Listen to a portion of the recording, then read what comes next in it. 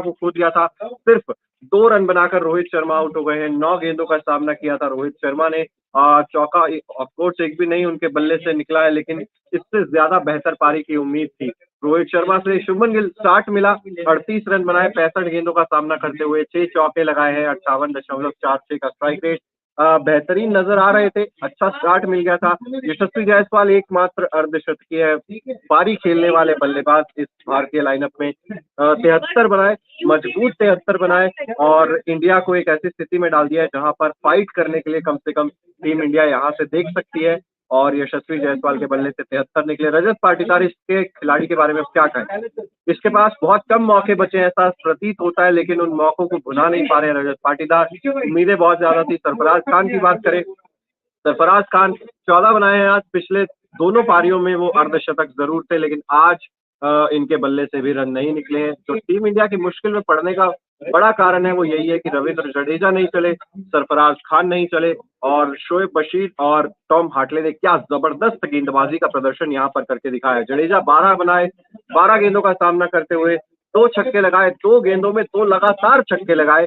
लेकिन उसके बाद वो पता नहीं किस जल्दबाजी में थे। शायद हम बोलते हैं मैगी एकेडमी है मोनू, मैगी एकेडमी वो है जो मैगी रखकर आते हैं, 2 छक्के लगाकर मैगी को वापस बंद भी करना होता है। ये वैसा कुछ प्रतीत हो रहा था। ये कुछ वैसे है ना जैसे जो रूट आए थे ना पहले 6 पारियों में कि भाई आके ही उड़ाने मुझे तो बस सही रन आने चाहिए, कैसे बैट छक्कों से आए, तो वैसा कुछ खेल खेलना चाहते थे लेकिन वैसे कामयाब हुए नहीं। और ये बेसबॉल अलग तरीके से दिखा रहे थे कि मैं खेल के दिखाता हूँ आप लोगों ने, लेकिन जो गलती इंग्लैंड कर रही थी शायद वही गलती रविंद्र जडेजा ने भी की और थोड़ी सी जल्दबाजी में जरूर नजर आए। लेकिन आपने कहा वही गलती जडेजा ने भी की, क्या वो गलती टीम इंडिया ने भी की? क्योंकि जडेजा जब आए तो उसमें यशस्वी जायसवाल क्रीज पर भेजा, दोनों लेफ्ट हैंडर को भेजना उसमें सही फैसला। देखिए मैं अमोनू आपसे तब भी डिस्कस कर रहा था ये कि मुझे लगा था कि शायद यशस्वी का विकेट गिरेगा तो हो सकता है कि रविंद्र जडेजा को पहले भेज दिया जाए, लेकिन यशस्वी थे मौजूद, एक लेफ्ट हैंडर आपके पास मौजूद है, आपने जडेजा को क्यों ऊपर प्रमोट किया? ये चीज शायद मेरे समझ में नहीं आई और सभी लोग ये सवाल जरूर पूछ रहे होंगे। शोएब बशीर,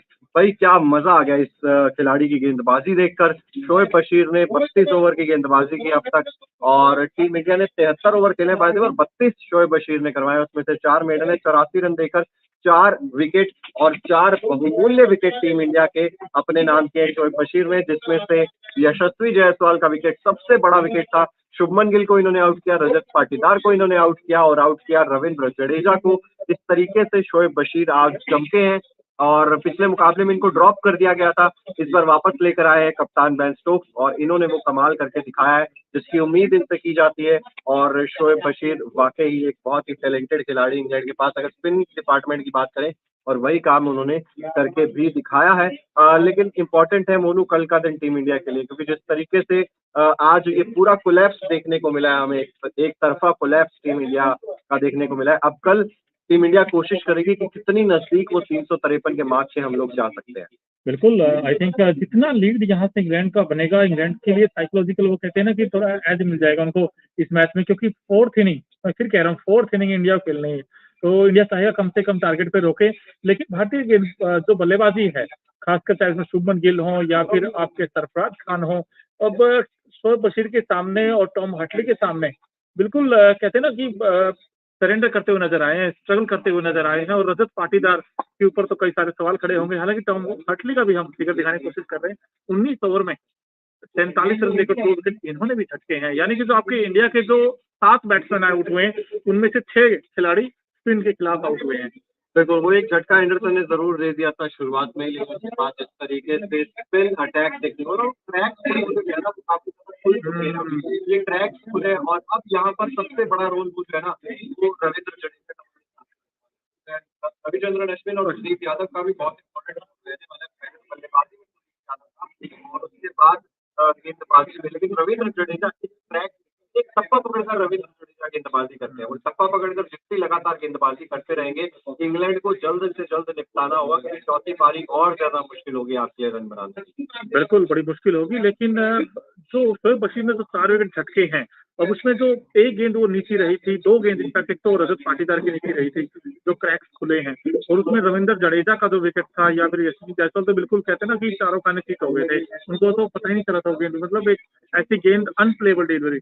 तो क्या भारतीय गेंदबाजों को भी थोड़ा बेनिफिट मिलेगा स्पिनर बिल्कुल देखिए, मेरे गेंदबाजों हिसाब से तो उनको बेनिफिट मिलेगा और जिस तरीके से ये पूरा खेल चला है अभी तक, शोएब बशीर जिस तरीके से गेंदबाजी करते हैं, मतलब यही है कि आप एक टप्पा पकड़कर गेंदबाजी करते रहे, कोई ना कोई गेंद पड़कर थोड़ी ज्यादा उछलेगी, कोई ना कोई, लेकिन एक चीज तो मोनू क्लियर है इस टेस्ट मैच में कि अब जितनी भी गेंदबाजी होगी उसमें नीचे गेंद रहने के चांसेस ज्यादा ही है। जैसे जैसे गेंद पुरानी होती जाएगी, पिच थोड़ी पुरानी होती जाएगी, मेरे हिसाब से वो जो बाउंस है वो कम ही होता जाएगा, बढ़ेगा नहीं मेरे हिसाब से। बिल्कुल, क्योंकि बाउंस और पेस इस विकेट पे कम है तो गेंद थोड़ा-सा कभी ऊपर कभी नीचे, लेकिन जडेजा भी इफेक्टिव रहे थे वैसे फर्स्ट इनिंग में अगर देखा जाए तो इन्होंने भी 4 विकेट झटके थे, तो शोएब बशीर ने किया था काम, वैसा कुछ काम जडेजा ने भी किया था, तो सेकंड इनिंग में हम इनसे भी उम्मीद कर सकते हैं।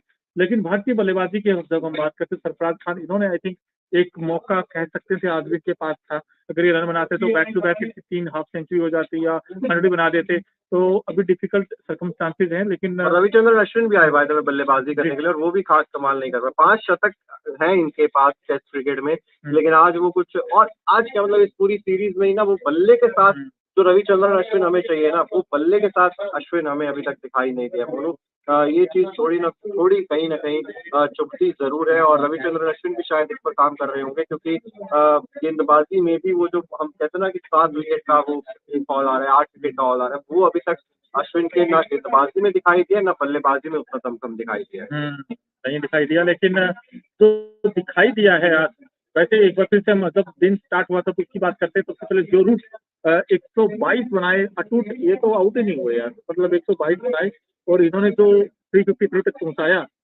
इनका बहुत बड़ा वाइटल रोल है। क्या ऐसी इनिंग टीम इंडिया के लिए ध्रुव जुरैल थे? आपको लगता है? जुरैल खेल सकते हैं डेफिनेटली, और अगर आज जैसा आप अभी कह रहे थे ना मोनू कि स्टार बनने का मौका है ध्रुव जुरैल के पास, अगर आज यहाँ पर रन बनाएंगे कल के दिन आकर, और तो पूरे देश में मतलब वो हो जाएगा ना, ध्रुव का नाम चमक जाएगा, ध्रुव तारे तक उसका नाम जाएगा, और ये बहुत बड़ा मौका है ध्रुव जुरैल के। बिल्कुल, ध्रुव जुरैल भी और ओली रॉबिन्सन, उन्होंने बड़े कमाल की बल्लेबाजी की, आज 58 बनाए। क्या कुलदीप यादव ऐसा रोल प्ले कर सकते हैं जो ओली रॉबिन्सन ने किया है?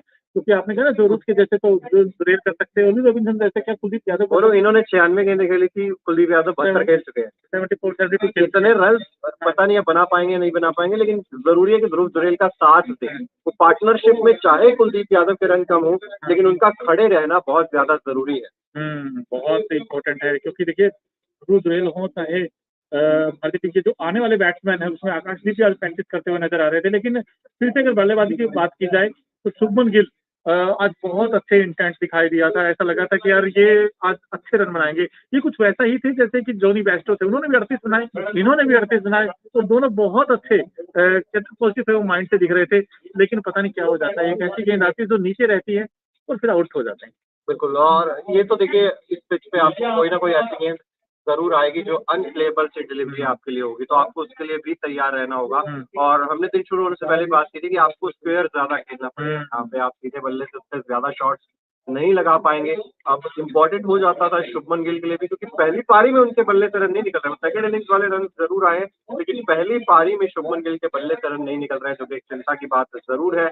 ध्रुव जुरैल से बहुत ज्यादा उम्मीदें रहने वाली हैं अब कल के दिन, लेकिन इंग्लैंड का प्लान मोनू साफ होगा। आइए कुलदीप यादव को आउट कीजिए, ध्रुव जुरैल अगर आप आउट नहीं भी करेंगे, जैसे हमने रूट को आउट नहीं किया, दूसरे छोर से अगर आप लगातार विकेट निकालते रहेंगे तो 3 विकेट चाहिए आपको। लेकिन एक और चीज हमें यहाँ पर याद करनी होगी मोनू, 190 की लीड हमारे पास भी थी हैदराबाद टेस्ट में, वहां से जिस तरीके से इंग्लैंड ने कमबैक किया था, क्या टीम इंडिया कमबैक कर पाएगी? सबसे बड़ी रिस्पॉन्सिबिलिटी रविंद्र जडेजा के पास होने वाली है, क्योंकि गेंद से ऐसा कुछ करके दिखाना होगा कि बिल्कुल एक तरफा शिकंजा कसना होगा। आप बेन डकेट और जैक क्रॉली अगर आकर वो ताबड़तोड़ शुरुआत दे देते हैं ना, तो टीम इंडिया के हाथ से बहुत दूर चला जाएगा। बिल्कुल दूर चला जाएगा, लेकिन जब इंडिया का कोलैप्स हुआ था, इनफैक्ट रोहित आउट हुए थे, उसके बाद फिर शुभमन गिल का विकेट इंडिया ने खोया था, फिर रजत पाटीदार आउट हुए, सरफराज खान भी आते आउट हुए। आपको लगता है विराट को कितना मिस कर रहा है? डेफिनेटली विराट को मिस करेगा मोनू, जब जब विराट का नाम आएगा विराट को, तो ऑब्वियसली टीम इंडिया मिस कर ही रही है। और विराट कोहली होते हैं तो एक होता है ना कि कई बार टेल एंडर्स के साथ भी इतनी अच्छी बल्लेबाजी कर लेते हैं, वो पारी को धीरे धीरे करके बिल्ड करते हैं।